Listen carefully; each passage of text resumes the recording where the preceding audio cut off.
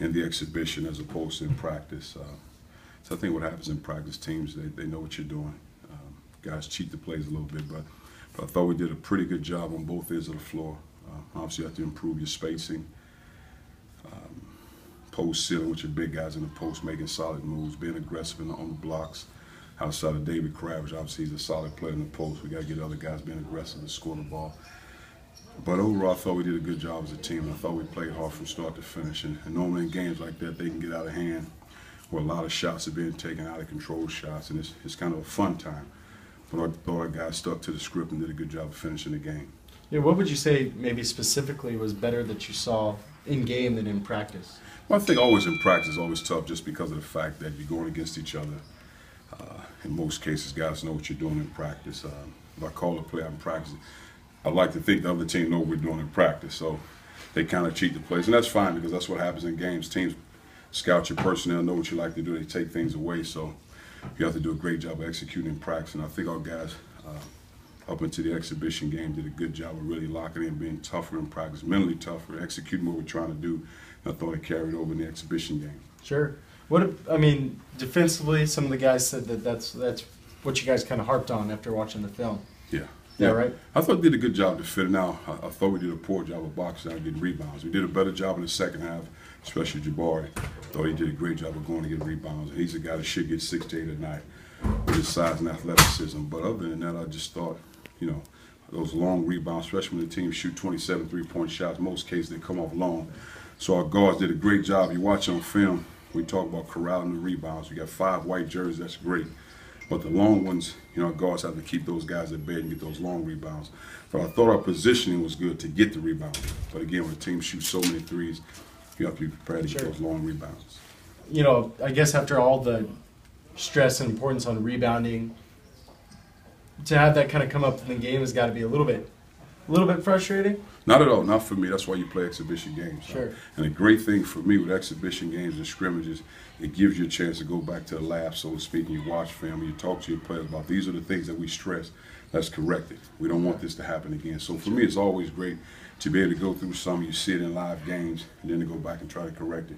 Because once November 14th hit, it all counts. You really wanted to play that game, right? Yes. Yeah, that was important to you to get a second exhibition game? It is. And the reason for us is, now moving forward, it could change. You can get a scrimmage here and there, but with a new team, a new style, new coaching staff, you want to get those games. And more than anything, you want to be under the lights to play in those games.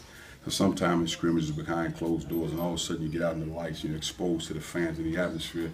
You have new guys, the guys that are improving, they're playing on that stage. It can be frightening for some guys out the gate. So for us to get those exhibition games, I think it's great for our guys. Because you have so many guys that are playing a new role. Sure. What do you really want to see out of them in the next one, in the one coming up?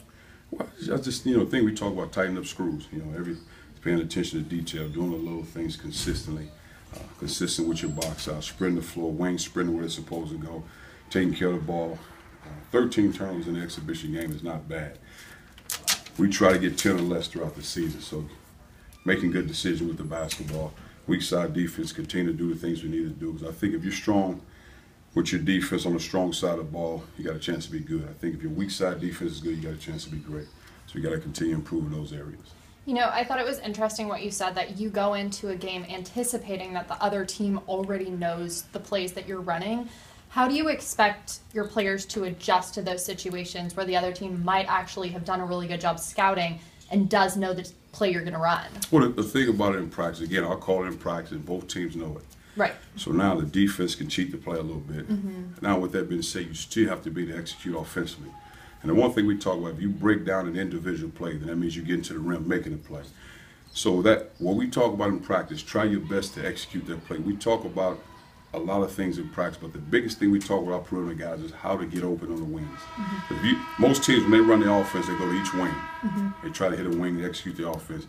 In practice, we try to take away the wing, and offensively, we try to get that wing catch to start the offense. So we spend a lot of time on it. I think if you can get catches where you want the ball, you got a chance to be successful. Yeah. And ultimately, you got a chance to run your offense the way you want to. Looking at that, the way the team functioned with Tyrone at the point, the way they functioned with Sam at the point, how do you grade those two? Well, I thought they both did a good job. And for us, I don't think either one of those guys are traditional point guard where they grew up from day one being a point all their lives. those guys can score the ball. They can make plays off the dribble. They can shoot the basketball. So for us, it's put them in position as a staff so they can be successful. Both can penetrate and get in the lane. Get in the lane, penetrate. You got layups, take them. You got pull-ups, take them. You got threes, take them. Find your guys. So we spend a lot of time with those guys making decisions, sped up with guys who really pressure them to be able to jump, stop, and find guys. So again, for me, those guys have never been traditional ones all their lives. They've been guys that have been able to make plays, so you don't want to take that away, but they also have to be good decision makers. Is it going to be a case where there really won't be a true quote-unquote starter, that you'll kind of have them both in at a point? You'll bring Sam in to kind of change the pace, move Tyrone to the 2. Is it going to kind of evolve throughout the season? Well, I think I've been around, even when I played in the Big Ten and when I coached the Big Ten, there were quite a few programs, like you see D. Brown and Darian Williams that play. You got two guys that can make decisions on the floor, you got a chance to be good.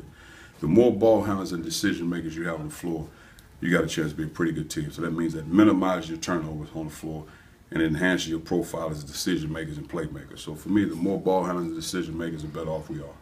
You ever had a 6'5" point guard before? No, I don't think I've had a 6'5" point guard. We got guys 6'3", 6'4" that can Sure. make plays. And again, size doesn't mean anything if you can't play. If you can play, then it's great. But I think in Tyrone's case, he knows how to use his size, he knows how to use his body around the rim, and he can make decisions. Cool. You're bringing a different style of play to the program here. Do you often wonder how it's going to translate from practice to a game, and how do you feel like it did translate in this first exhibition? Well, for me, it's not necessarily wondering whether or not it'll work, because it's been proven. I played in the system, so to speak. I've coached in it. I think the key is having fresh legs, and I think that equals fresh minds, and I think they go hand in hand. You have to practice hard, because if you're not able to duplicate game speed in practice, you'll struggle in games.